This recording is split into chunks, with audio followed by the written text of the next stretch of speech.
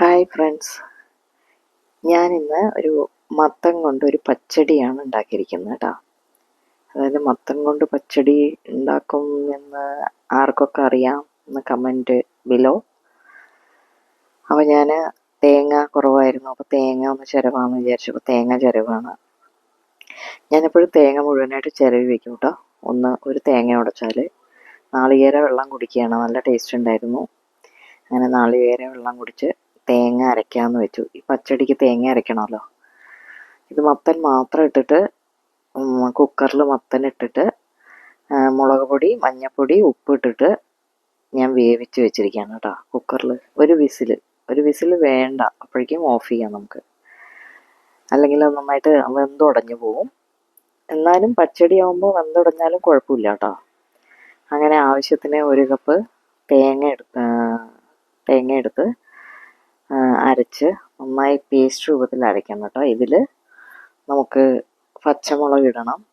ഞാനൊരു 2 പച്ചമുളക് ഇട്ടിട്ടുണ്ട്.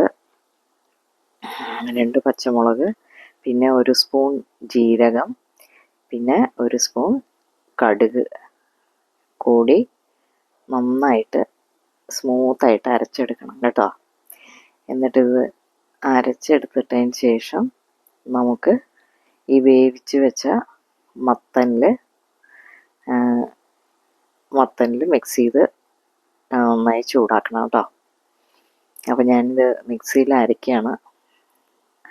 അപ്പോൾ ഇത് നന്നായി അരച്ചെടുത്തു. ഇത് ഞാൻ ഫ്രണ്ട് ക്യാമറ യൂസ് ചെയ്ത കാരണമാണ് ഈ ലെഫ്റ്റിൽ ചെയ്യുന്ന പോലെ തോന്നുന്നത് കേട്ടോ. അത് ഞാൻ സെറ്റിംഗ് ചെയ്യാൻ മറന്നു അത്. അപ്പോൾ അതുകൊണ്ട് ക്ഷമിക്കുക. അപ്പോൾ ഞാൻ റൈറ്റ് ഹാൻഡിൽ തന്നെയാണ് ചെയ്യുന്നത്, ഞാൻ ലെഫ്റ്റ് ഹാൻഡർ അല്ല. അപ്പോൾ ഇത് തേങ്ങ നന്നായി അരച്ച് അതിൽ ചേർത്തു. എന്നിട്ട് കുറച്ച് മിക്സി ജാറിൽ കുറച്ച് വെള്ളം കൂടെ ചേർത്ത് അങ്ങോട്ട് ഇളക്കി യോജിപ്പിച്ചു കേട്ടോ. എന്നിട്ട് നന്നായിട്ടൊന്ന് ഇളക്കുക. അപ്പോൾ ഇങ്ങനെ നന്നായി ഇളക്കിയതിന് ശേഷം എനിക്ക് കുറച്ച് ഉപ്പ് കുറവാണ് തോന്നി. അപ്പോൾ ഇത് മത്തൻ നമുക്കിങ്ങനെ നമ്മൾ ഓലനൊക്കെ അരിയില്ലേ, അതുപോലെ അരിയാം കേട്ടോ. അതുപോലെ മുറിക്കാം നമുക്കിത് കഷ്ണങ്ങളായിട്ട്. ഇത് ഞാനിപ്പോൾ സാധാരണ നമ്മൾ ചെറുതായിട്ട് മുറിക്കില്ലേ, അതുപോലെ മുറിച്ചതാണ്. പിന്നെ കുറച്ച് ഉപ്പ് കുറവായിരുന്നു, അപ്പോൾ ഉപ്പിട്ടു. ഇത് ഞാൻ 1 സ്പൂൺ ശർക്കര പൊടി ഇട്ടിട്ടുണ്ട് കേട്ടോ. 1 സ്പൂണില്ല, 1 സ്പൂൺ ഉണ്ടാവും കേട്ടോ. അത് ഒരു ടേബിൾ സ്പൂൺ ഞാൻ ഇട്ടിരുന്നു. പക്ഷേ ശർക്കര പൊടിയായ കാരണം അധികം മധുരം കാണില്ല കേട്ടോ. അപ്പോൾ ഇത് കുറച്ച് മധുരത്തിന് വേണ്ടി, പച്ചടിക്ക് ഇത്തിരി മധുരം ഇട്ട് കഴിയുമ്പോൾ നല്ല ടേസ്റ്റ് ഉണ്ടാവും. അങ്ങനെ അത് നന്നായി തിളച്ചു. നാളികേരം ചേർത്ത് നന്നായി കൂട്ടാൻ തിളച്ചതിന് ശേഷം ഒന്ന് സിം ചെയ്തിട്ട് നമുക്ക് തൈര് ഒഴിക്കണം. പുളിച്ച തൈര് ഒഴിക്കണം കേട്ടോ. നല്ല പുളിച്ച തൈരാണ് ഇതിൻ്റെ ടേസ്റ്റ് കേട്ടോ. അപ്പോൾ നല്ല പുളി ഉണ്ടായിരിക്കണം തൈരിന്. അതൊന്ന് ഉടച്ചിട്ട് അതിൽ ഒഴിക്കുക. അവസാനം അതൊന്ന് പൊന്തി വരുമ്പോൾ ഓഫ് ചെയ്ത് വയ്ക്കുക. അത്രേ വേണ്ടൂ കേട്ടോ. നമുക്ക് തൈര് ഒഴിച്ച് കഴിഞ്ഞാൽ തിളപ്പിക്കണ്ട, ഒന്ന് ചൂടായാൽ മതി.